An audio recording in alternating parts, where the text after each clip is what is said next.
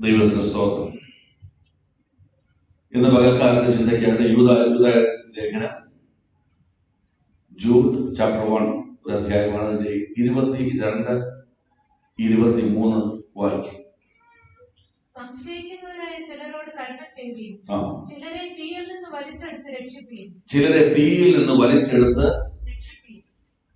രക്ഷിപ്പീൻ.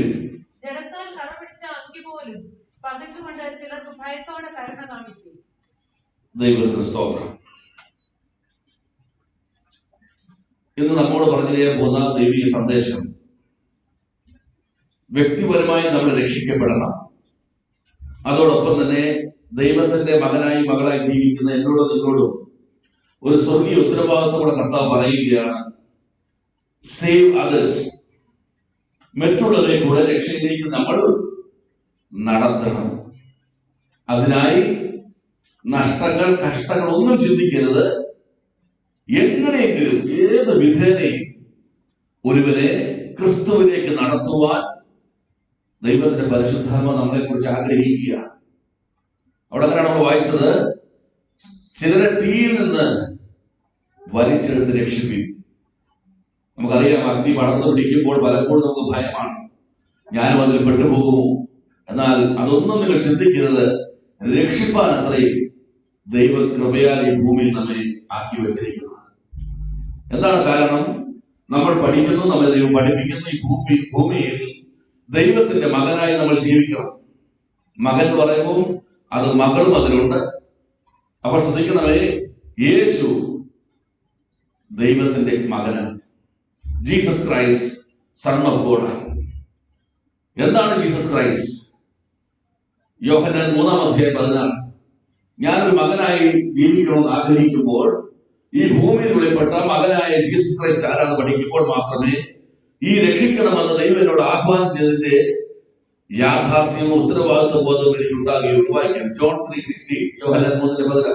തന്റെ ഏകജാതനായ പുത്രനിൽ വിശ്വസിക്കുന്ന ഏവരും നശിച്ചു പോകാതെ നിത്യജീവൻ പ്രാപിക്കേണ്ടതിന് ദൈവം അവനെ നൽകുവാൻ തക്കവണ്ണം ലോകത്തെ. ജീസസ് ക്രൈസ്റ്റ് എന്ന് പറയുമ്പോൾ, ഒരു മകൻ എന്ന് പറയുമ്പോൾ ആരും നശിച്ചു പോകരുതെന്ന് ആഗ്രഹിക്കുന്ന അനുഭവം.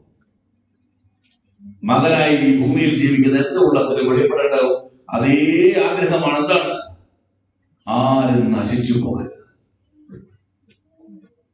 അപ്പോസ്തലപ്രവൃത്തികൾ 4:12 വായിക്കാമെങ്കിൽ ആക്ട്സ് 4:12 ഒന്ന് വായിച്ച്, അവിടെ ഈ മകനെ കുറിച്ച് എഴുതിയിരിക്കുന്നു, മറ്റൊരുത്തരിലും രക്ഷയില്ല, നാം രക്ഷിക്കപ്പെടുവാൻ ആകാശത്തിൽ കീഴിൽ മനുഷ്യരുടെ ഇടയിൽ നൽകപ്പെട്ട വേറൊരു നാമവും ഇല്ല. മകനായി വിളിക്കപ്പെട്ട ഞാൻ വിചാരിക്കേണ്ടതും ആഗ്രഹിക്കേണ്ടതും ഈ ഭൂമിയിൽ എല്ലാവരും എന്ത് ചെയ്യണം? രക്ഷിക്കപ്പെടണം. നശിച്ചു പോകരുത്, രക്ഷിക്കപ്പെടണം.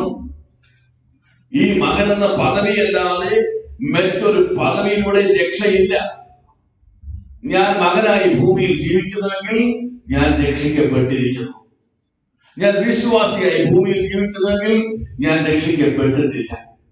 ഞാൻ സഭയുടെ ഒരു മെമ്പർ ആണെങ്കിൽ ഞാൻ രക്ഷിക്കപ്പെട്ടിട്ടില്ല. മനസ്സിലാക്കുക, ദൈവത്തെ സ്തുതിക്കുക.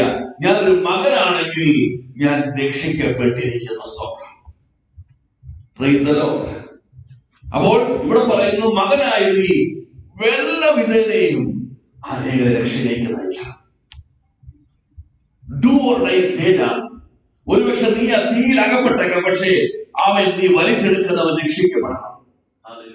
സ്തോത്രം. കാരണം നീ മകനാ. ഒരു അഗ്നിക്ക് നിന്നെ മൂടുവാൻ കഴിയുകയില്ല, ഒരു വെള്ളവും നിന്റെ മേൽ കവിയുകയില്ല. ദൈവത്തിന്റെ മഹത്വം കരയുകയാണ്. അതുകൊണ്ട് എന്ത് വിധേനയും അനേകം രക്ഷിപ്പാനത്രേ ഈ ഭൂമിയിൽ ദൈവം നിന്നെ വിളിച്ചിരിക്കുന്നതും നിന്റെ മേൽ അഭിഷേകം ദൈവം പകർന്നിരിക്കുന്നത്. ദൈവത്തിന്റെ സ്തോത്രം. അവർ മകനെ ഭൂമിയിൽ അയച്ചത് എന്തിനു വേണ്ടി? ആരും നശിച്ചു പോകാതിരിക്കാൻ. മകനായി ഞാനും ആഗ്രഹിക്കുന്നു, ആരും നശിച്ചു പോകരുത്.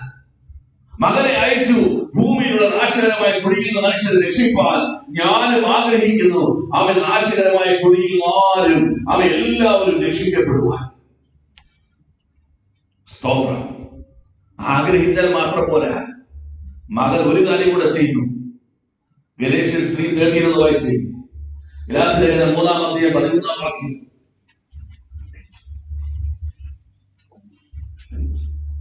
മരത്തിന്മേൽ തൂങ്ങുന്നവനെല്ലാം ശപിക്കപ്പെട്ട് ആ. എഴുതിയിരിക്കുന്നത് പോലെ മരത്തിന്മേൽ തൂങ്ങുന്നതെല്ലാം ശപിക്കപ്പെട്ടെന്ന് എഴുതിക്കുന്നത് പോലെ നമുക്ക് വേണ്ടി ശാപമായി ക്രിസ്തു നമുക്ക് വേണ്ടി ശാപമായി തീർന്നു. ന്യായപ്രമാണത്തിന്റെ ശാപത്തിൽ നിന്ന് ന്യായപ്രമാണത്തിന്റെ ശാപത്തിൽ നിന്ന് നമ്മെ വിലക്കുവാൻ നമ്മെ വിലക്കുവാൻ അവൻ മരത്തിന്മേൽ തറയ്ക്കപ്പെട്ടു, അറുക്കപ്പെട്ടു, പീഡിപ്പിക്കപ്പെട്ടു. ഒരു മനുഷ്യനെല്ലാം തോന്നുമാർ ഒരു മാംസപ്പെട്ട പോലെ അവൻ വെളിപ്പെട്ടു. എല്ലാം ഇല്ലാതായി. പക്ഷേ നമ്മെ അവൻ വിലക്കുവാൻ. ദൈവത്തിന്റെ മഹത്വം. ഒരു മകന്റെ ഉത്തരവാദിത്വം എല്ലാവരും രക്ഷിക്കപ്പെടണമെന്ന് ആഗ്രഹിക്കണം. ആരും നശിച്ചു പോകരുതെന്ന് ആഗ്രഹിക്കണം. അതിനുവേണ്ടി എനിക്ക് ഈ ഭൂപർപ്പിൽ അപ്പാ നിന്റെ മകനായി നിന്നോട് എനിക്ക് എന്ത് ചെയ്യാൻ കഴിയുമോ അത് ചെയ്യുവാൻ വേണ്ടി നമ്മൾ ചുവടുവെക്കണം. സ്തോത്രം. നമുക്കെന്തില്ല? ആഗ്രഹമില്ല. നമുക്കെന്തില്ല? നമുക്ക് അങ്ങനെ ഒരു പ്രാർത്ഥനയില്ല. പിന്നെ എങ്ങനെ നമ്മൾ വില കൊടുക്കുന്നത്? പിന്നെ എങ്ങനെ നമുക്ക് വിലയ്ക്ക് വാങ്ങുവാൻ കഴിയും? പിന്നെ എങ്ങനെ ഒരുവന് വേണ്ടി നിൽക്കുവാൻ കഴിയും? കഴിയില്ല. ആ നമ്മള് മകനാക്കണമേ എന്ന് പ്രാർത്ഥിക്കുക. ആരെ മകൻ? ഓ പഠിച്ചാൽ തീ കത്തുന്നതിന്റെ അന്തരാത്മാവിൽ. ദൈവത്തിന് സ്തോത്രം. ആമേൻ. യോഹന്നാൻ കണ്ടു ആ മകനെ, ആത്മവിവേശനായി പോയി. സ്തോത്രം. നീ അതുപോലെ ആ പദവിയിലേക്ക് ദൈവം നിന്നെ വിളിച്ചിരിക്കുന്നത്. നിനക്ക് നിന്നെ ഒന്ന് കാണുവാൻ കഴിഞ്ഞിരുന്നെങ്കിൽ നീ അടങ്ങിയിരിക്കുകയില്ല. എല്ലാ വിധേനയും വെള്ളത്തിൽ നിന്നോ തീയിൽ നിന്നോ കുഴിയിൽ നിന്നോ ഒരുവരെയെങ്കിലും വലിച്ച് രക്ഷിപ്പാൻ എന്നെ ഉപയോഗിക്കണമെന്ന് ഈ ദിനരാത്രം കരയുവാൻ തുടങ്ങും. സ്തോത്രം. അതാണ് ദൈവസ്നേഹത്തിന്റെ ആഴം എന്ന് പറയുന്നത്. ഒരു ബിലീവറായി നീ മരിക്കരുതേ. ഒരു സഭയുടെ മെമ്പറായി നീ മരിക്കരുതേ. ഒരു പെന്തക്കോസ്തുകാരനായി നീ മരിക്കരുതേ. നീ നശിച്ചു. നീ മകനായി മരിക്കണം. മകൻ മരിച്ചാൽ പുനരുദ്ധാനം കൊണ്ട്. സ്തോത്രം. മനസ്സിലായോ? ഒരു മകൻ തകർന്നാൽ ഉയർച്ചയുണ്ട്. ഒരു മകൻ ഉടഞ്ഞാൽ മാന്യതയുണ്ട്. ഒരു മകൻ മരിച്ചാൽ അവൻ ഉയർപ്പോട്ട്. സ്തോത്രം. പിന്നെ അവൻ ഇരിക്കുന്ന ഇടം പിതാവിന്റെ വലത്തുഭാഗത്ത്.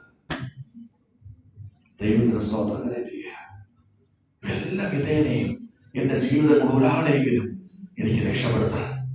I want to save at least one man, one person.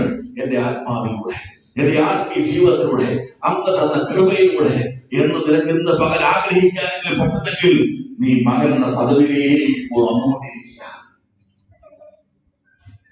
ദൈവത്തിന് സ്തോത്രം. ദൈവത്തിന് മഹത്വം. ഹല്ലേലൂയ. ഇന്ന് ഭൂമിയിൽ 3 അവസ്ഥയിലാണ് ശത്രു പിശാചിനെ തകർത്ത് കളയുന്നത്. ശത്രു മനുഷ്യരെ തകർത്ത് കളയുന്നത് 3 ഗ്രൂപ്പാക്കി മാറ്റും. ഒന്ന്, അവനെ അവിശ്വാസിയാക്കി തകർത്ത് കളയും. ഒരിക്കലും അവന് ക്രിസ്തുവിൽ വരികയില്ല. ഒരിക്കലും അവൻ വചനം അനുസരിക്കുകയില്ല. ഒരിക്കലും ഈ മകൻ എന്ന പദവിയെ കുറിച്ച് അവൻ അറിയ പോലുമില്ല. അറിയാതെ അവന്റെ കണ്ണ് കുരുടാക്കി ഒരു ഭാഗത്തെ ശത്രു തകർക്കും. മറുഭാഗത്തെ ക്രിസ്തു ആരെന്ന് അറിയുകയും ക്രിസ്തു ആരെന്ന് രുചിച്ചറിയുകയും ചെയ്ത ശേഷം മുൻപോട്ട് ചുവട് വെച്ചവരെ 2 ഗണമായി അവർ ഡിവൈഡ് ചെയ്യും. ഒന്നാമത്തെ ഭാഗം അല്പകാലം കഴിയുമ്പോൾ വിശ്വാസം വിട്ട് പിന്മാറി പോകുന്നവരായി മാറും. അങ്ങനെ വാക്കുകൊണ്ട് അറിയാമോ? എബ്രായ ലേഖനം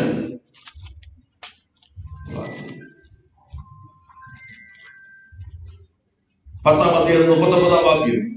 നാമോ നാശത്തിലേക്ക് പിന്മാറുന്നവരുടെ കൂട്ടത്തിലല്ല. നാമോ നാശത്തിലേക്ക് പിന്മാറുന്നവരുടെ കൂട്ടം. മതി.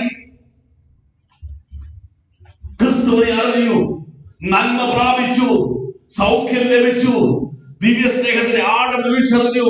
പക്ഷെ അല്പകാലം കഴിയുമ്പോൾ, പ്രതികൂലത്തിന്റെ കാറ്റടിക്കുമ്പോൾ, ഈ ലോക ഇഷ്ടങ്ങളിലേക്ക് ഇറങ്ങി വരുമ്പോൾ ഏത് വിധേനയും ഈ ക്രിസ്തീയ വിശ്വാസം വിട്ടെറിഞ്ഞ് പുറകോട്ട് കൊണ്ടുപോകുന്ന ശക്തി ഒരു ഭാഗം. അടുത്ത ഗ്രൂപ്പ് ചെയ്യുന്നത് വിശ്വാസം ഇറങ്ങി തിരിച്ചു, പുറകോട്ടും പോകത്തില്ല, മുൻപോട്ടും പോകത്തില്ല. അനക്കമില്ലാത്തത് നമ്മൾ എന്താ വിളിക്കുന്ന നാട്ടിൽ ശവം. പുറകോട്ട് പോകുന്ന പിന്നെ ജീവനുണ്ട്. അവരെ വിടുവിക്കുവാൻ ഇനി സാധ്യതയുണ്ട്. പക്ഷെ അനങ്ങാതിരിക്കുന്ന ശവത്തെ ആര് വിടുവിക്കും? സ്തോത്രം. പിന്മാറി പോകാൻ ഇതുവരെ ഇടിയായിട്ടില്ലെങ്കിൽ, ശവമായിട്ടാണ് ഇരിക്കുന്നതെങ്കിൽ ഇന്ന് പകരം വിടുതൽ നമുക്ക് ആവശ്യമാണ്. ജീവൻ തുടിക്കണം നിന്റെ അകത്ത്, ചലിച്ചുകൊണ്ടേ ഇരിക്കണം. 10:39 രണ്ടാം ഭാഗം വായിച്ചേ. വിശ്വസിച്ച് ജീവരക്ഷ പ്രാപിക്കുന്നവരുടെ വിശ്വസിച്ചിട്ട് ജീവരക്ഷ പ്രാപിക്കുന്നവരുടെ കൂട്ടത്തിൽ എത്രയാണ്? എനിക്ക് മുൻപോട്ട് പോകണം. ഈ 3 വിധത്തിൽ അവൻ നമ്മെ തകർക്കുക. ഇല്ലെങ്കിൽ ഈ 3 വിധത്തിൽ പിശാച് ജനത്തെ തകർത്തിരിക്കുക. അതിന് നടുവിലേക്ക് മകനായ മകളായ ദൈവത്തിനെ അയക്കുന്നത് എന്തിനു വേണ്ടി? വല്ല വിധേനയും ഒരുവരെ ഇതിൽ നിന്ന് വലിച്ചു പുറത്തെടുക്കുവാൻ. മനസ്സിലായോ? മനസ്സിലായോ? അതിന് നീ ആദ്യം ഒരു മകനാകണം. അതിന് നീ ആദ്യം ഒരു മകനായി തീരണം. 3 വിധത്തിൽ ശത്രു തകർക്കുക. ഒരിക്കലും വചനസത്യം അറിയാത്തവരിൽ നിന്ന് നീ ചിലരെ വലിച്ചു പുറത്തെടുക്കണം. പിന്മാറുന്നവരെ നീ വലിച്ചു പുറത്തെടുക്കണം.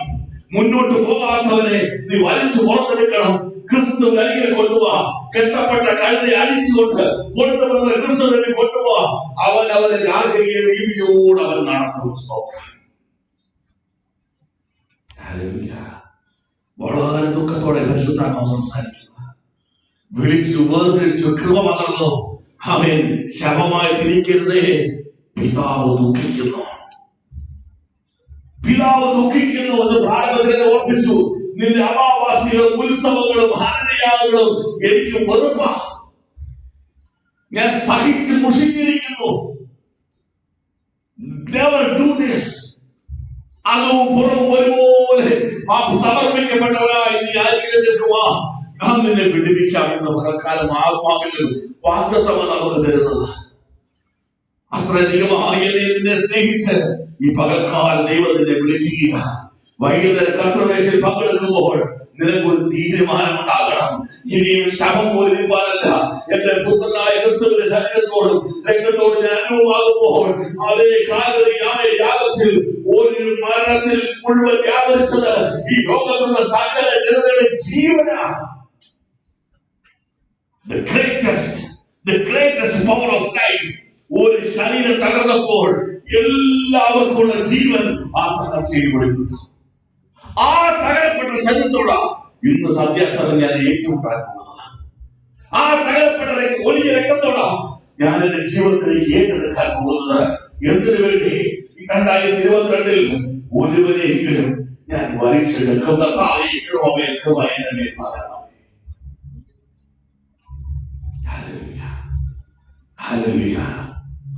അക്കോട്ടെ പൈസ കൂടിക്കൊണ്ടിരിക്കുക, നന്മകളൊക്കെ വന്നുകൊണ്ടിരിക്കുക. സ്വർഗം സന്തോഷിക്കണം. Heavenly rejoice. എന്നെ നിന്നെ ഓർത്ത് സ്വർഗം സന്തോഷിക്കണം. സന്തോഷിക്കും, സന്തോഷിപ്പിക്കും, നീയും സന്തോഷിക്കാം. സാലിലേക്ക് ഇറങ്ങാൻ പോവുക, പോയെന്ന് കരയാൻ പോവുക. അപ്പൊ വിടുവിക്കണം ഞങ്ങളുടെ ജനത്തെ. തകർത്തുകളെ വിട്ടുകൊടുക്കരുതേ. എത്ര കൂടും അതിനു വേണ്ടി. സ്തോത്രം. എത്ര മോട്ടിവേറ്റായി ഇറങ്ങി വരും. ആരും അറിയാതെ, ആരോട് പറയാതെ ആ പട്ടണത്തിൽ ഒരു ചെറിയ ഹോളിൽ നിന്ന് ദൈവസഭ കരയുവാൻ പോവുക. ആത്മാക്കളുടെ വിടുതൽ വേണ്ടി ഒരാളെങ്കിലും വിളിപ്പാൻ കഴിഞ്ഞാൽ ദൈവത്തിന് മഹത്വം. സ്തോത്രം. ഹല്ലേലൂയ. എന്തുകൊണ്ടാ ഈ തകർച്ച നടന്നുകൊണ്ടിരിക്കുന്നത്? ഇന്ന് പകൽ പറ, എന്റെ കുറവ് കൊണ്ടാ. എന്താണ് എന്റെ കുറവ്? ഇന്ന് പകൽ പറഞ്ഞത് അനുഭൂതി ദൈവമാവേ. ആ കുറവ് നീ നികത്തുമെങ്കിൽ ഇപ്പോൾ പറഞ്ഞ ദൂതല്ല നിന്റെ ജീവിതത്തിൽ സംഭവിക്കും. ആമേൻ, ആമേൻ. സങ്കീർത്തനം 14-4 വാക്യം. Psalms 14:4. നീതികേട് പ്രവർത്തിക്കുന്നവർ ആരും അറിയുന്നില്ലയോ? അപ്പം തിന്നു കളയുന്നത് പോലെ അവർ എന്റെ ജനത്തെ തിന്നു കളയുന്നു. അപ്പം തിന്നത് പോലെ ശത്രുവിന്റെ ജനത്തെ തിന്നു കളയുന്നു. യഹോവയോട് അവർ പ്രാർത്ഥിക്കുന്നില്ല. ഇത് കണ്ടിട്ടും ഞാനും നിങ്ങൾ എന്ത് ചെയ്യുന്നില്ല? പറഞ്ഞേ, പ്രാർത്ഥിക്കുന്നില്ല. ആര് പറഞ്ഞു ഞങ്ങളൊന്നും പ്രാർത്ഥിക്കുന്നുണ്ടല്ലോ? ഇപ്പൊ ഒരു സെക്കൻഡ് കണ്ണടച്ചിട്ട് അതിൽ എത്ര ശതമാനം നിങ്ങളുടെ വിഷയം, എത്ര ശതമാനം ദൈവത്തിന് പ്രസാദമുള്ള വിഷയം എന്ന് മാത്രം കണക്കൂട്ടി കഴിയുമ്പോൾ നിങ്ങൾ ഉടനെ വിളിച്ച് പറയും ഞങ്ങൾ പ്രാർത്ഥിക്കുന്നില്ല. അപ്പം തിന്നുന്ന ലാഘവത്തോടുകൂടെ ശത്രുതീയ ജനത്തെ തിന്നുകളയുക. പക്ഷേ കൃപ ലഭിച്ചവർ എന്ത് ചെയ്യുന്നില്ല? അവരാരും പ്രാർത്ഥിക്കുന്നില്ല. ഒന്നാമത്തെ കുറവിത. അതിന്റെ ചുടൽ ഡെപ്തായിട്ട് യെശയ്യാ പ്രവചനം 42-ാമത്തെ ബുക്ക് ഓഫ് യെശയ്യാ ചാപ്റ്റർ 14-22 42-22 വായിച്ചു. എന്നാൽ ഇത് മോഷ്ടിച്ച് കവർന്നു പോയിരിക്കുന്ന ഒരു ജനമാകും. ഇത് മോഷ്ടിച്ചും കവർന്നു പോയിരിക്കുന്ന ഒരു ജനമാകും. ശ്രദ്ധിക്കണമേ, എന്റെ സ്വന്തന്റെ ഭവനത്തിൽ ഇരിക്കുന്നു. എന്റെ അറിവില്ലാതെ, എന്റെ പ്രസസ് ഇല്ലാത്ത സമയത്ത്, എന്റെ അനുവാദമില്ലാതെ ഒരു കള്ളൻ ഇരിക്കേണ്ട സ്ഥാനത്തിൽ നിന്ന് അത് മോഷ്ടിച്ചും കവർന്നുകൊണ്ട് അത് ഇരിക്കാൻ പാടില്ലാത്ത സ്ഥലത്ത് വന്ന് ഇരിക്കുന്നു. ഇത് മോഷ്ടിച്ചും കവർന്നു പോയിരിക്കുന്ന ജനമായിരിക്കുന്നു. അവരൊക്കെ കുഴികളിൽ കുടുങ്ങിയും കാരാഗ്രഹങ്ങളിൽ അടയ്ക്കപ്പെടുന്നു. അവർ കുഴികളിൽ കിടക്കുന്നു, പൊങ്ങി വരാൻ. അവർ കാരാഗ്രഹങ്ങളിൽ കിടക്കുന്നു, തുറന്നു വിടാൻ പറ്റുന്നില്ല. അവർ കവർച്ചയായി പോയി, അവരെ മോഷ്ടിച്ചു കൊണ്ടുപോയി. ആരും വിടുവിക്കുന്നില്ല, ആരും അത് വിടുവിക്കുന്നുമില്ല. അവർ കൊള്ളയായി പോയി, മടക്കി തരിക എന്ന് ആരും പറയുന്നുമില്ല. മടക്കി തരുന്ന ഒരാൾ പോലും റിക്വസ്റ്റ് ചെയ്യുന്നില്ല. ഒരു ദൂരിൽ നിന്നോട് പറയേണ്ട പരിശുദ്ധാത്മാവിൽ ഈ ആലോചന കേട്ട ശേഷം ഇന്ന് മുതൽ ഇത് മടക്കി തരണം ചോദിക്കുന്ന പ്രാർത്ഥനകൾക്ക് ദൈവം നിനക്ക് മറുപടി നൽകി തരാൻ പോവുക. എന്തിനാ ദൂരയച്ചെന്നറിയാമോ? ചിലരെ വിടുവിക്കാൻ വേണ്ടിയാ. നിന്നിലൂടെ അവിടുന്ന് നടക്കും. ആ കൃപ ഇന്ന് പകരപ്പെടുന്നത് നീ എന്ത് ചെയ്യണം? നിന്റെ എല്ലാ പഴയ ചാക്കിൽ കെട്ടിയ പ്രാർത്ഥനാ വിഷയമില്ലേ, ഇന്ന് വീട്ടിൽ ചെന്നിട്ട് അത് പുറത്തു ഒരു സിമാലക്കവളെ കെട്ടി നീ അത് വെടി കളഞ്ഞിട്ട് ആത്മാക്കളെ വിടുതലെന്ന് പ്രാർത്ഥിച്ചേ. കർത്താവേ, ഞാൻ എവിടൊക്കെ പ്രാർത്ഥിക്കണം? ഞാൻ താമസിക്കുന്ന ബിൽഡിങ്ങിൽ നിന്ന് കർത്താവെ ജനത്തെ വിടുവിക്കണം. നീ ഒന്നും പ്രാർത്ഥിക്കണം. ഏറ്റവും കുറഞ്ഞത് ഞാൻ താമസിക്കുന്ന ബിൽഡിങ്ങിൽ നിന്ന് കർത്താവെ കവർന്ന് മോഷ്ടിക്കപ്പെട്ട് കവർച്ചയായി കുഴികളിലും കാരാഗ്രഹത്തിലും കിടക്കുന്ന ജനതയെ അങ്ങ് വിടുവിക്കണമേ എന്ന് പ്രാർത്ഥിക്കാമെങ്കിൽ ഈ വർഷം വിടുതലിന്റെ വർഷമാണ്. Hallelujah, hallelujah. ദൈവത്തിന് സ്തോത്രം. ഒരു പൈസ പോലും ചെലവാക്കണ്ട, കണ്ണുനീരോടെ പ്രാർത്ഥിച്ചാൽ മതി. ഹല്ലേലൂയ. സങ്കീർത്തനം 2:8 വായിച്ച് വെറുതെ ഒന്നല്ല പ്രാർത്ഥിക്കാൻ കർത്താവ്. സാംസ് 2:8 എന്നോട് നീ പ്രാർത്ഥിക്കേ. Just ask me, seek me, you just request me. ഞാൻ നിനക്ക് ജാതികളെ അവകാശമായി. ഇപ്പൊ കർത്താവ് പറഞ്ഞതാണ് സ്വന്തം ബിൽഡിങ്ങിന് വേണ്ടി പ്രാർത്ഥിക്കാൻ പറഞ്ഞു. പക്ഷെ ദൈവത്തിന്റെ വാഗ്ദത്തം ബിൽഡിങ്ങിൽ മാത്രമല്ല, നീ ചോദിക്കാത്തതും നിലയ്ക്കാത്തതുമായ ജീവിതങ്ങളെ, ജാതികളെ അവകാശമായി, ഭൂമിയുടെ അറ്റങ്ങളെ കൈവശമായി തരും. നീ എവിടെ പ്രാർത്ഥിച്ചത്? സ്നേഹത്തോടെ നീ പ്രാർത്ഥിച്ചു. കുവൈറ്റിൽ ഞാൻ താമസിക്കുന്ന ബിൽഡിങ്ങിലെ ജനതയെ വിടുവിക്കണമെന്ന് നിന്റെ ആത്മാർത്ഥമായ സ്നേഹത്തിൽ നിന്ന് പ്രാർത്ഥനയ്ക്ക് കർത്താവെന്ന മറുപടി നിന്റെ ബിൽഡിങ്ങിൽ നിന്ന് മാത്രമല്ല, ഈ കുവൈറ്റിൽ നിന്ന് മാത്രമല്ല, ഭൂമിയുടെ അറ്റങ്ങളോടുള്ള രാജ്യങ്ങളിൽ നിന്ന് നിന്റെ പ്രാർത്ഥന മറുപടി എഴുന്നേൽക്കുമെന്ന്. നിന്റെ പ്രാർത്ഥനയെ നിന്റെ ഈ കുവൈറ്റിൽ, ഈ ബിൽഡിങ്ങിൽ, നിന്റെ റൂമിനകത്ത് തടയുവാൻ ശത്രുവിന് കഴിയുകയില്ല. ഈ സ്നേഹത്തിന്റെ നിസ്വാർത്ഥമായ പ്രാർത്ഥന ലോകം മുഴുവൻ സഞ്ചരിക്കാൻ പോവുകയാണ്. മനസ്സിലാക്കുക, ദൈവത്തെ സ്തുതിക്കണം. ഏത് ദേശത്തിരിക്കുന്നവരെയാണെങ്കിലും നിന്റെ വിശ്വസ്തതയേറിയ പ്രാർത്ഥനയ്ക്ക് അവന്റെ ആത്മമനുഷ്യനെ ചലിപ്പിക്കുവാൻ കഴിയും. ഇപ്പൊ മൊബൈൽ നോക്കരുത്.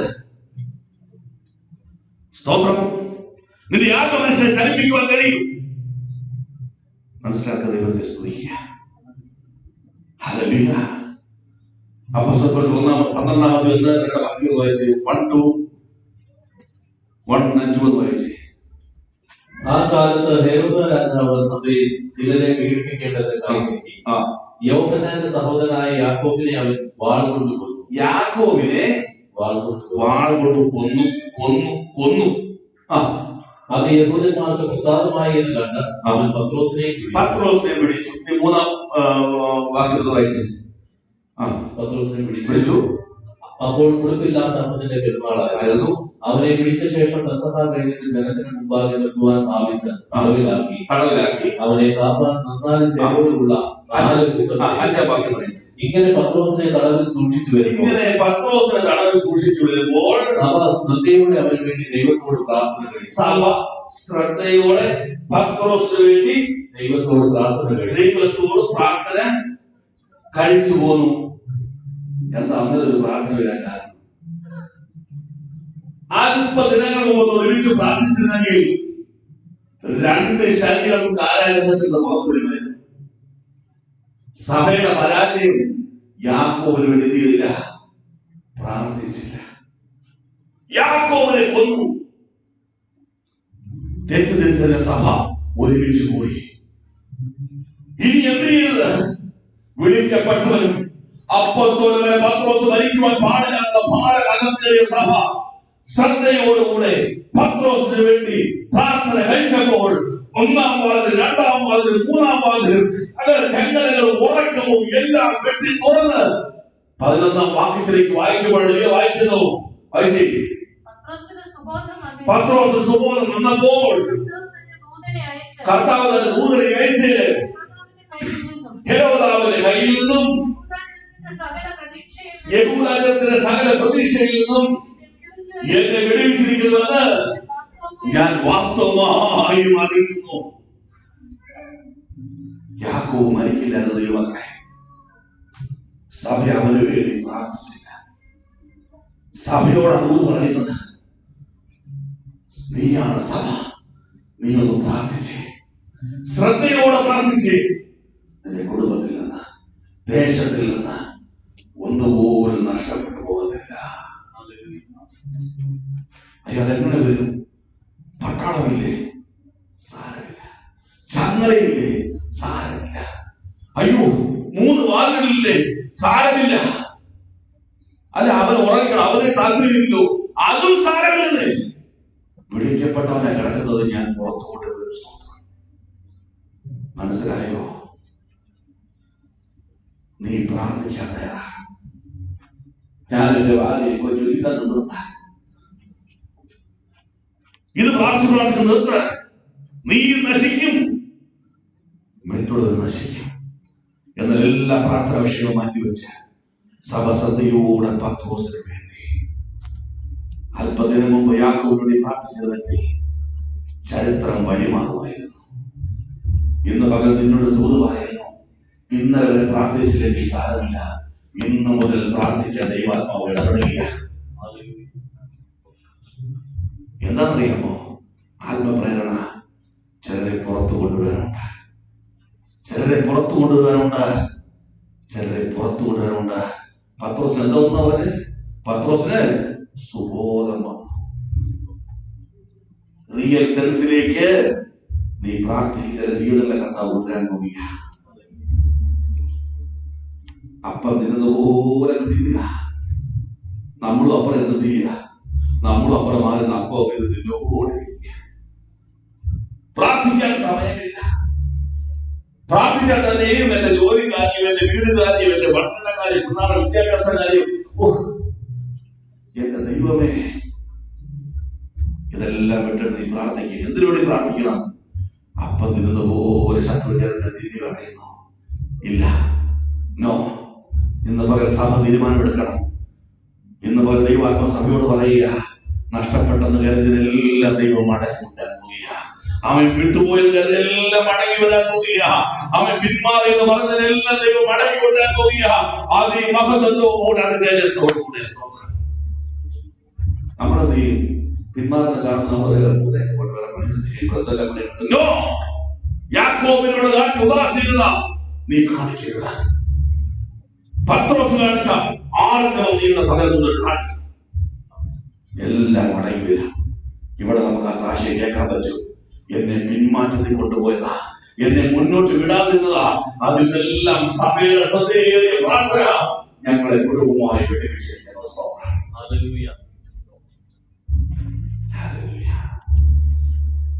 ഒന്നാമത് നീ പ്രാർത്ഥിക്കണം. രണ്ടാമത് ലൂക്കോസ് സുവിശേഷം 10-ാം അധ്യായം അതിന്റെ 30 മുതൽ 32 വാക്യങ്ങൾ. Luke chapter 10:30-32. ഒരു മനുഷ്യൻ യെരൂശലേമിൽ നിന്ന് യെരിക്കോവിലേക്ക് പോകുമ്പോൾ കള്ളന്മാരുടെ കയ്യിൽ അകപ്പെട്ടു. അവർ അവനെ വസ്ത്രം അഴിച്ച് മുറിവേൽപ്പിച്ച് അർത്ഥപ്രാണനായി പോയി.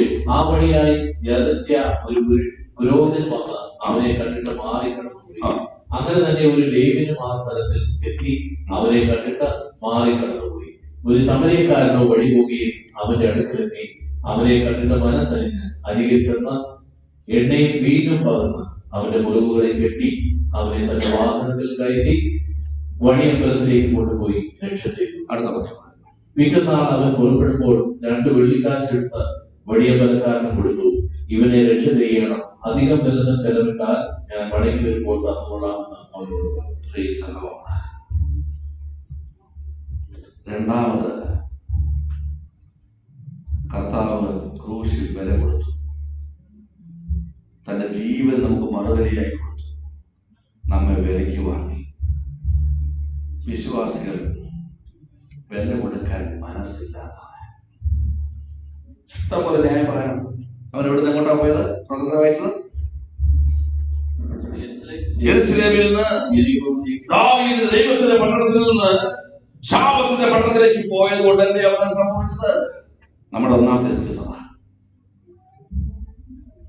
അവന്റെ കുഴപ്പമുണ്ട്. നമ്മൾ പ്രാർത്ഥിച്ചത്, നമ്മൾ കൈട്ടം കൊടുത്തല്ലേ, അവൻ നമുക്ക് പറയുവാനെല്ലാം എന്തുണ്ട്? നെഗറ്റീവ് ഉണ്ട്. അടുത്ത എന്തുവാ? ആത്മീയ നേതാക്കന്മാരെ ലേവ്യനും പുരോഹിതനുമില്ലാത്ത വേദന എനിക്കെന്തിനാ? പുരോഹിതൻ ദൈവത്തെ കലപ്പിക്കുന്നവരാ, ലേവ്യൻ ദൈവത്താൽ അടുപ്പിക്കുവാൻ നിയമിക്കപ്പെട്ടവരാ. അവർക്കില്ലാത്ത വേദന എനിക്കെന്തിനാ?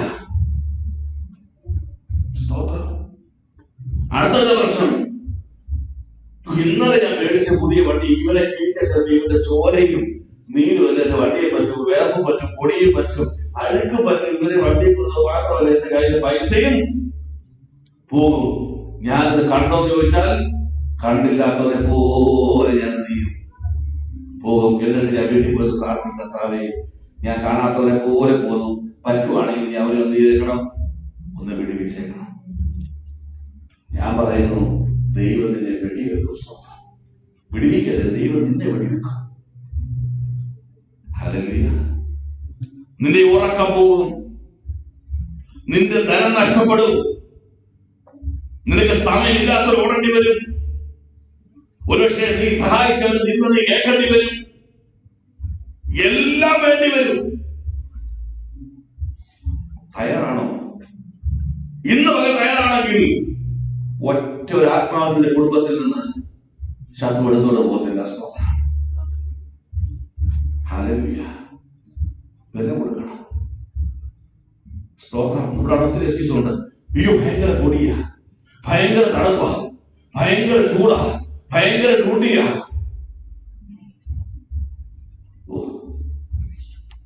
ദൈവത്തിന് സ്തോത്രം ചെയ്യുക. യേശുവിനെ പ്രസംഗിച്ചുകൊണ്ടിരിക്കുക. നോക്കുമ്പോ 5000 പേരായി, പുരുഷന്മാർ 5000 അപ്പൊ 5000 പുരുഷന്മാരുണ്ടെങ്കിൽ 10000 പെണ്ണുകൾ കൊണ്ടുകൂട്ടിക്കും. അതിനകത്തൊരു 3000 പിള്ളേരും കാണും. എങ്ങനെ 10,000 പേരായി? കർത്താവോട് ചോദിച്ചോളൂ, കയ്യിൽ ആരെങ്കിലും എഴുതിക്കൊണ്ടോ? ബൈബിളിൽ എഴുതിയിരിക്കുന്ന ഒരു ഭാരം ഇരുന്നുണ്ട്, ഒരു 5 അപ്പവും 2 മീനും ഉണ്ട്. ഞാൻ വിശ്വസിക്കുന്നു ആ 5000 പേരിൽ പലരുടെയും പലതും ഉണ്ടായിരുന്നു. സ്തോത്രം. ഇല്ലെന്ന് പറയാൻ പറ്റുമോ? ഇല്ലെന്ന് പറയാൻ പറ്റുമോ? ഉണ്ടായിരുന്നു. പക്ഷെ ഈ 5 അപ്പവും 2 മീനും എനിക്ക് ഇതുകൊണ്ട് എന്റെ കാര്യം നടക്കുമല്ലോ ഇത് കൊടുത്തു പോയാൽ എന്റെ കാര്യം നടക്കത്തില്ലെന്ന് ആരും ചിന്തിച്ചില്ല, ബാലകൻ ചിന്തിച്ചില്ല. സ്വർഗീയമായ ഞാൻ എപ്പോഴും പറയുന്നത് എക്സൽ ഷീറ്റ് ഉണ്ട് എല്ലാവർക്കും ശമ്പളം കിട്ടി കഴിയുമ്പോൾ. ഈ സ്വർഗീയ ബാലൻസ് ഷീറ്റ് ഡിഫറന്റാ. സ്തോത്രം. സ്വർഗീയ ബാലൻസ് ഷീറ്റ്, നിന്റെ ബാലൻസ് ഷീറ്റ് എന്താണ്? എല്ലാം കൂട്ടി കഴിയുമ്പോ അവസാനം വരുന്ന മൈനസിൽ അവിടെ മാറ്റുക. അടുത്ത മാസം ശമ്പളത്തിൽ വേണം ഈ മൈനസ് കൂടെ കവർ ചെയ്യുക. പക്ഷെ സ്വർഗീയമായ ശമ്പള ഷീറ്റിൽ നിനക്കൊന്നും സമൃദ്ധി മാത്രമേ ഉണ്ടാകൂ. സ്തോത്രം. ഞാൻ എന്നെ തൊട്ട് ചിന്തിച്ച് ഓർത്ത കാര്യമാണ്, 40% എന്റെ ശമ്പളം കട്ട് ചെയ്തു. 40% എന്റെ ശമ്പളം കട്ട് ചെയ്തു. എല്ലാ മാസവും 40% ഞാൻ ആക്കി കൊടുക്കും. ഞാൻ കൊടുക്കാത്തത് കൊണ്ട് നിർദാക്ഷിണ്യം എന്റെ കൺമുമ്പിൽ ഞാൻ വേദനയോടെ നോക്കിയിരിക്കുമ്പോ ഒന്നും ഇണ്ടാതെ കമ്പനി എടുത്തോണ്ടിരിക്കുക.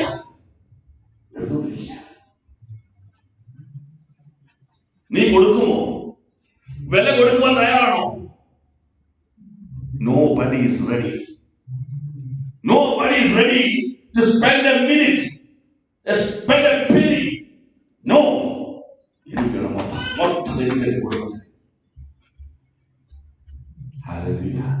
കരയുന്നതിനെ കണ്ടാൽ കാണാത്ത പോലെ നീ മടങ്ങിപ്പോകും. സ്തോത്രം. അവനുവേണ്ടി പ്രാർത്ഥിക്കുക, ഭയങ്കര വചനമൊക്കെ പറഞ്ഞുള്ളൂ, പക്ഷേ ഒരു ഫീൽസ് നീ കൊടുക്കില്ല. ഒരു വാഹനം ഉണ്ടെങ്കിൽ ഒന്ന് പലിയ വിളിക്കുക, അയ്യോ ഞാൻ അത്യാവശ്യം ഞാൻ ഇവിടെ നിൽക്കുക, ഞാൻ അക്കരെ നിൽക്കുക, പുറകെ നിൽക്കുക, പോസ്റ്റ് പറഞ്ഞുകൊണ്ട് നീ അവിടെ ഓടേണ്ടി വരും. നിന്നെ അവർ വേലക്കാരനെ ട്രീറ്റ് ചെയ്ത് വരും, ഒരു പക്ഷെ നിന്നെ ഡീഗ്രേഡ് ചെയ്ത് വരും. പക്ഷെ നിന്റെ ലക്ഷ്യം നീ ഓർക്കണം, നീ മകന ആത്മാവിനെ വിടുന്ന ലക്ഷ്യം. ഇവനെ കയറ്റി വലിയമ്പലത്തിൽ കൊണ്ടുപോയി അവനെ കണ്ട് മനസ്സരിഞ്ഞ് കൈയുള്ള എണ്ണയും വീഞ്ഞും മുടക്കി അവന്റെ റൂമിലുള്ള റെന്റ് കൊടുത്തിട്ട് പറഞ്ഞു, ഇത് അതിയോടെ പിടിച്ചു, ഇനി എന്തെങ്കിലുണ്ടെങ്കിൽ ഞാൻ മടങ്ങി വരുമ്പോൾ തന്നുകൊള്ളാം. Nobody is ready. 2004 മുതൽ 2009-10 വരെ പട്ടിണി ഞാനിലൂടെ കടന്നു പോകുമ്പോൾ എനിക്ക് കിട്ടിയത് മുഴുവൻ പ്രൈസ്തലോട് ബ്രദർ എന്നുള്ള വാക്കുകളായിരുന്നു. ദൈവം നടത്തും ബ്രദർ എന്നുള്ള വാക്കുകളായിരുന്നു. എന്നാൽ ഒരു യോഗ്യതയില്ലാതിരുന്ന ചെറിയ ശമ്പളത്തിൽ ജോലി 1, 2, 3 സഹോദരങ്ങൾ ആരും അറിയാതെ കൊണ്ട് 10 കിളി 20 കിളി അളവിൽ നിന്നും 2000 കിളിയുടെ വരെ ആ സമയത്ത് എഴുതി കളിച്ചു. Nobody is ready to spend. നിന്റെ മുഴുവൻ മുറുകൻ ബാങ്ക് കൊണ്ടുപോകും, നിന്റെ മുഴുവൻ SCFC കൊണ്ടുപോകും, നിന്റെ മുഴുവൻ ബാങ്ക് പലിശ കൊണ്ടുപോകും, കമ്പനിക്കാരെ കൊണ്ടുപോകും. പക്ഷെ എന്നാലും നിന്റെ ഹൃദയം ഇളകില്ല. പണം മാത്രമല്ല കേട്ടോ, ഒരു വാഹനം ഉണ്ടെങ്കിലോ കഴുകി തുടച്ച് പുത്രാക്കിയിട്ടിരിക്കുക, ഒരു ഭവനം ഉണ്ടെങ്കിലോ കർത്താവ് നാമത്തിൽ തുറന്നു കൊടുക്കുക, കാണാത്തവരെ പോലെ നടക്കുക. സ്തോത്രം. സ്വർഗ സിംഹാസനം വിട്ട് താണഭൂമിയിലേക്ക് ഇറങ്ങി വന്നെ വിളിപ്പാൻ ദൈവത്തിന്റെ മഹത്വം, തനിക്കുള്ള മഹത്വം വെടിഞ്ഞ് മനുഷ്യരിൽ ദാസരൂപം എടുത്തുകൊണ്ട് വഴിയിൽ ജനിച്ച് അവൻ കാൽത്തൊഴുത്തിൽ കിടത്തി ഏറ്റവും ദരിദ്രനായി ഭൂമിയിൽ ജനിച്ചു എന്നെ നിന്നെ ആത്മസമ്പന്നനാക്കി മാറ്റുവാനായിട്ട് വില കൊടുത്തു കർത്താവ്. സ്തോത്രം. ആ ബാലകനുള്ള മനസ്സ് പോലും ആർക്കില്ല, നമുക്കില്ല. നമ്മളിങ്ങനെ എന്തുകൊണ്ടിരിക്കുക, ഓടിക്കൊണ്ടിരിക്കുക. 1:21 വേഗത്തിൽ 1 Chronicles 21:1 വേഗത്തിലാണ് സമയം പോകുന്നു. 1:21. അനന്തരം സാത്താൻ ഇസ്രായേലിന് വിരോധമായി എഴുന്നേറ്റ് ഇസ്രായേലിനെ എണ്ണുവാൻ ദാവീദ് പറയുന്നതിന്റെ ചർച്ചയോടെല്ലാം എത്ര പേരുടെ മക്കളെ എണ്ണാൻ പറഞ്ഞു. പുള്ളി അത് ജയിച്ചു. 7-ാം വാക്യം വായിച്ച്, ദൈവത്തിന് ഈ കാര്യം അനിഷ്ടമായതുകൊണ്ട് അവൻ ഇസ്രായേലിനെ ദൈവത്തിന് അത് ഇഷ്ടപ്പെട്ടില്ല. ദൈവം കോപിച്ചു, ദാവീദ് കരഞ്ഞു. 3 ഓപ്ഷൻ കൊടുത്തു, ഇതിലൊന്ന് സെലക്ട് ചെയ്യാം. സ്തോത്രം. അതിലൊന്ന് അവൻ സെലക്ട് ചെയ്തു. മഹാമാരി വന്നോട്ടെ എന്ന് പറഞ്ഞ് സെലക്ട് ചെയ്തു. അതിലൊരു വാക്യമുണ്ട്, ആ വാക്യം മാത്രം വായിക്കാൻ വേണ്ടിയിട്ടുള്ളത്. 1 ദിനവൃത്താന്തം 21-ാം അധ്യായം അതില് 14-ാം വാക്യമുണ്ട്. 14-ാം വാക്യം വെച്ച് അങ്ങനെ യഹോവ ഇസ്രായേലിൽ മഹാമാരി അയച്ചു. ആ. ഇസ്രായേലിൽ 70,000 പേർ അപ്പം നിന്നത് പോലെ 70,000 ഇസ്രായേൽ മക്കളെ ദാവീദിന്റെ മുമ്പിൽ മരിച്ചു വീണു. താൻ നടത്തേണ്ട തന്റെ സ്വന്തം ജനം തന്റെ ഒരു ചെറിയ പ്രശ്നം മുഖാന്തരമായി 70,000 മരിച്ചു വീണു. ദാവീദിന്റെ ഹൃദയം തകർന്നു. ദാവീദ് പറഞ്ഞ, കർത്താവേ, അവർ മുഖാന്തരമല്ല, ഞാൻ കാരണമല്ലേ ഈ നാശം വന്നത്. സ്തോത്രം, നീ വിടുവിക്കണം. അപ്പോൾ അതിന്റെ 18-ാം വാക്യം വായിച്ചു. അപ്പോൾ യഹോവയുടെ ദൂതൻ ഗാദിനോട്, ദാവീദ് ചെന്ന യെബൂസ്യനായ ഒർന്നാന്റെ കളത്തിൽ യഹോവയ്ക്ക് ഒരു യാഗപീഠം പണിയണമെന്ന് ദാവീദിനോട് പറവാൻ കൽപ്പിച്ചു. അവിടുത്തെ പ്രവാചകരെ അയച്ചു ദൈവം ഈ പാപപരിഹാരത്തിനായി യെബൂസ്യനായ ഒർന്നാന്റെ നിലം വാങ്ങി, നീ അവിടെ എനിക്കൊരു യാഗപീഠം പണിയണം. ഒർന്നാന്റെ അടുത്തേക്ക് ഒർന്നാൻ പറഞ്ഞിട്ട്, രാജാവ്, നീ എന്തോ ചോദിക്കുന്നത്? ഈ രാജ്യമല്ല നിന്റെതല്ലയോ? ഈ സ്ഥലവും എന്ത് വേണമെന്ന് സൗജന്യമായി തന്നേക്കാവെന്ന് പറഞ്ഞു. സ്തോത്രം. എന്നാൽ ദാവീദ് പറഞ്ഞിട്ടുണ്ട്, ദാവീദ് രാജാവ് ഒർന്നാനോട്, അങ്ങനെയല്ല, ഞാൻ മുഴുവലിക്ക് അത് വാങ്ങുകയുള്ളൂ. 24-ാം വാക്യം വായിച്ചേ. നിനക്കുള്ളത് ഞാൻ യഹോവയ്ക്കായിട്ട് എടുക്കുകയില്ല, ചെലവ് കൂടാതെ ഹോമയാഗം കഴിക്കുകയില്ല എന്ന് പറഞ്ഞു. നീ ഫ്രീ ആയിട്ട് തരാമെന്നുള്ള സംഗതി സത്യമാണ്. പക്ഷെ യഹോവയ്ക്കുള്ളത് ഞാൻ വില കൊടുത്തേ വാങ്ങുകയുള്ളൂ. സ്തോത്രം. ദൈവത്തിന് കൊടുക്കുന്ന യാഗം വലിയ യാഗമായിരിക്കും. വില കൊടുത്തുള്ള യാഗമായിരിക്കണം. അവൻ വില കൊടുത്ത് വാങ്ങി യാഗം കഴിച്ചു. ദൈവം അതിൽ പ്രസാദിച്ചു. മരണം മാറി. സ്തോത്രം. നമുക്ക് യാഗം ഇഷ്ടം, പക്ഷെ എന്ത് ഇഷ്ടമല്ല? വില കൊടുത്ത് വാങ്ങാൻ ഇഷ്ടമല്ല. അപ്പനമ്മയോടും പറയുന്നില്ലെങ്കിലും ഇങ്ങനെ ഉപ്പന്റെ കണ്ണുപോലെ കാത്തിരിക്കുക, എന്നാണ് ഗീതമെന്ന് വെക്കുന്നത്. എനിക്ക് എത്രയായിരിക്കും അപ്പനമ്മ ഉദ്ദേശിക്കുന്നത്? അതിലെങ്ങാനും കുറഞ്ഞു പോകാതിരിക്കാൻ ഞാൻ എന്തൊക്കെ മാർഗങ്ങൾ സ്വീകരിക്കണമെന്ന് ഇന്നേ കണക്കൂട്ടിരിക്കുന്ന എന്നോടാ പറയുന്നത്. നീ വില കൊടുത്ത് കർത്താവിന്റെ വേല ചെയ്യണമെന്ന്. സ്തോത്രം. Praise the Lord. ദാവീദ് പറഞ്ഞു, ഞാൻ വില കൊടുത്ത് മാത്രമേ യാഗം കഴിക്കുകയുള്ളൂ. ഹല്ലേലൂയ. വില കൊടുക്കാൻ നിനക്ക് മനസ്സുണ്ടോ? സ്തോത്രം. സഹോദരന്മാരെ വിളിക്കേണ്ടി വരും, അവർ ഭവനത്തിൽ പോകേണ്ടി വരും, അവരെ കരുതേണ്ടി വരും, അവരെ മാറോട് ചേർത്ത് നിർത്തേണ്ടി വരും. നീ ഒത്തിരി സാക്രിഫൈസ് ചെയ്യേണ്ടി വരും. പക്ഷേ നീ വില കൊടുക്കുവാൻ തയ്യാറാകണം. കാരണം എല്ലാ വിധേനയും ഒരാളെയെങ്കിലും എനിക്ക് വിടുവിക്കണം. അതിനെ എന്നെ ഒരു മകനാക്കി ദൈവം നിർത്തി. നമ്മുടെ മനോഭാവം എന്തോ? എന്നെ വിളിച്ചാൽ, എന്നെ വിളിച്ചില്ലല്ലോ. ഞാൻ എപ്പോഴും ഓർക്കാറുണ്ട്, ഒരു മിസ് കോൾ ഇട്ടാൽ മതി, ഞാൻ എന്ത് ചെയ്യാം? അവിടെ വരാം. പക്ഷെ കർത്താവിന്റെ വരവിനെ കുറിച്ച് എഴുതിയിരിക്കുന്നത് പെട്ടെന്ന് ഒരു കാഹളനാദം. അവിടെ എന്തില്ല? മിസ് കോൾ ഇല്ല. ഒരുങ്ങിയിരിക്കുന്നത് എന്ത് ചെയ്യും? പറന്നു പോകും. നമ്മുടെ ഈ സ്വഭാവം മിസ് കോളൊക്കെ വരും നന്നേ അറിഞ്ഞാണ് കർത്താവ് സിസ്റ്റം എല്ലാം പണ്ടേ ഉണ്ടാക്കി വെച്ചിരിക്കുന്നത്.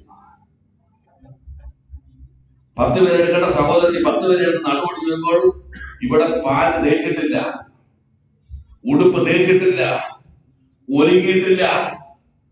ഒരാൾ വിലവെടുക്കാൻ തയ്യാറാകുമ്പോൾ നീ ഓർത്തുകൊള്ളണം, നിന്റെ വിടുതലിന് വേണ്ടി അവൻ ദൈവസ്നേഹത്തിൽ ചെയ്യുന്ന പ്രവർത്തികളായില്ല. അവന് പകരക്കാരനാകാൻ നിനക്ക് പറ്റുമോ? അവന് പകരമായി തീരുവാൻ നിനക്ക് കഴിയുമോ? സ്തോത്രം. നമുക്ക് സാധിക്കുന്നില്ല. Hallelujah, hallelujah. ഇവിടെ പറഞ്ഞത് അവസാനിപ്പിക്കണേ. ഇതിന് ബാക്കി വൈകുന്നേരം കർത്തവേശ്വരോട് പറയാൻ ആഗ്രഹിക്കുന്നു. ഒന്ന്, നിങ്ങൾ പ്രാർത്ഥിക്കണം. നിങ്ങളുടെ പ്രാർത്ഥന വിഷയമെല്ലാം അതിങ്ങോട്ട് വന്നേ.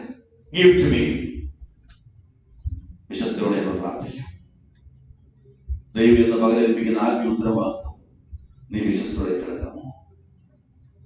ഇന്ന് വൈകുന്നേരം ആ ശരീരത്തോട് രക്തത്തോട് ബന്ധപ്പെടാൻ പോവുകയാണ്.